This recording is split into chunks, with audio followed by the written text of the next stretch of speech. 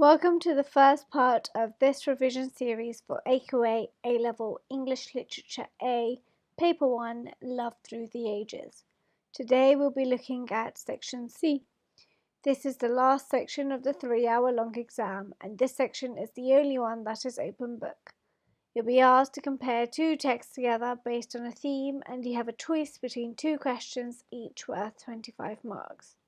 For this video, I'll be looking at Garden of Love, which is one of the poems from the Pre-1900 Love Poetry Anthology, and we'll see how it compares to The Great Gatsby, for the question that is to explore the ways in which love can be presented as a memory. Indeed, love can be seen as a memory in Garden of Love and The Great Gatsby through many ways, and in the course of this video, we'll delve deeper, and I will share some critics at the end that you could use in your exam for this question, so stay tuned for that. Love can be seen as a memory in Garden of Love, as the garden in here reflects the biblical imagery of Garden of Eden, which highlights complete innocence. Now, this can be seen as a memory of humankind as we yearn to go back to the age of innocence before the fall.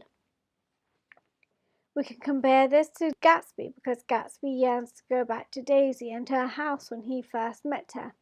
In fact, some may say that he is still living in the past as he yearns to go back to Louisville where they can be married from her house just as it were 5 years ago.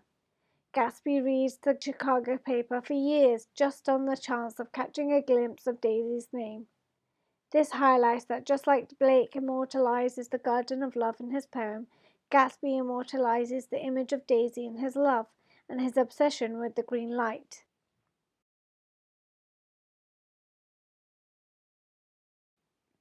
Moreover, love can be seen as a memory in Garden of Love, as the garden is confined by the chapel's words, "Thou shalt not." Here, the institution of religion makes the garden a memory as it alters the way in which the garden used to be. This phrase is very commandment-like, which highlights the official and rigid nature of the institution of religion. It is restricting and inhibits memory. It no longer had any sweet flowers and joys and desires. All these things are bound by prayers. Here we see the restrictions of love and sexual liberation as religion restricts and corrupts the innocence of love. Similarly, love is a memory for Gatsby as he cannot repeat the past. In fact, when he first meets Daisy again, his head leaned back so far that it rested against the face of a defunct mantelpiece clock, and the clock tilted dangerously before he caught it with trembling fingers. Here, the time and clock imagery suggests that Gatsby yearns to return to the past and to his memory of Daisy.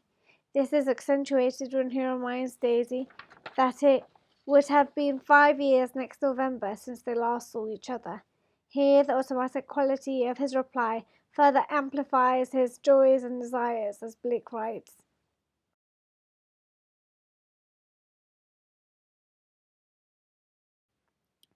Furthermore, love is a memory in the Garden of Love, as Blake writes of the many sweet flowers that bore, and the tombstones where flowers should be.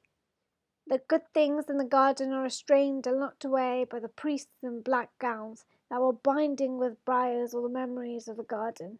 Love is no longer free and liberating, but rather is corrupted and confined by the institution of marriage that stems from the institution of religion. Perhaps one could say that the priest symbolized the church perverting the real Christian message, whatever that may be. Indeed, the garden also reflects the Song of Solomon, which is an erotic poem where garden imagery highlights sexual enjoyment and liberation.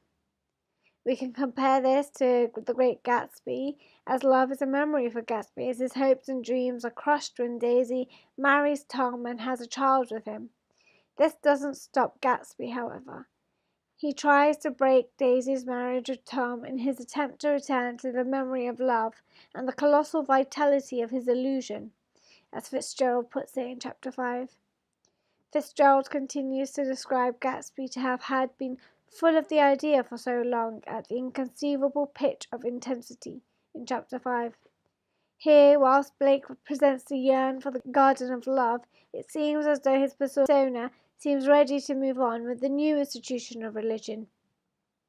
Or even if His joys and desires are bound by briars. Gatsby's life, however, revolves around daisies, that he dies in his pursuit of the memory of her. Love is a memory for Nick too, as he immortalizes Gatsby in this eponymous tale and praises the extraordinary gift for hope that Gatsby possesses.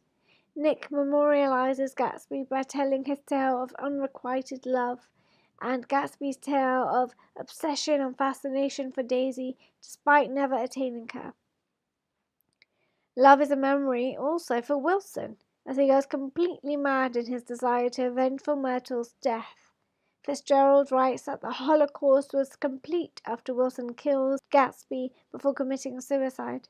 Despite what Myrtle does to him with her cheating on him, love is still a memory for him as he seeks closure for the death of her. Perhaps too we could say that love is a memory for Myrtle as she pursues men who fulfill her fantasy. She says that she thought Wilson was a gentleman, and she found out he wasn't the day after her wedding when a man came to ask for his best suit back from Wilson. Here we see love as a memory in 4 characters from The Great Gatsby, compared to the persona of the Garden of Love. Now we can look at the critics that we can add to this essay plan.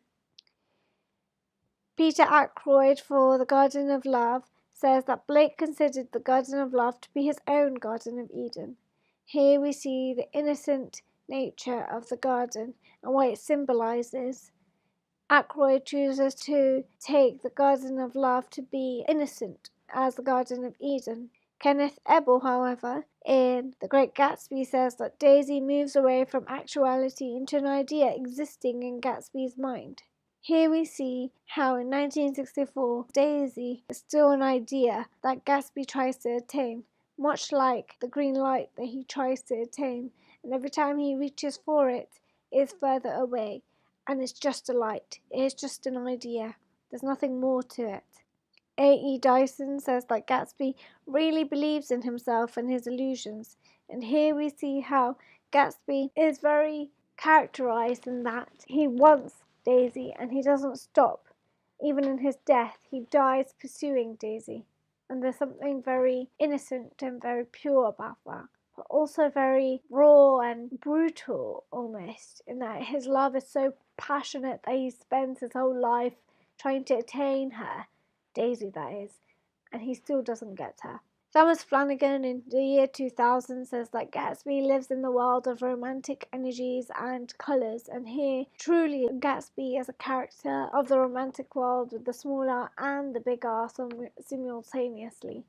He mirrors and reflects the attitudes of the romantic period that is romantic with a capital R, and Gatsby is also a very quintessential romantic character with a small R.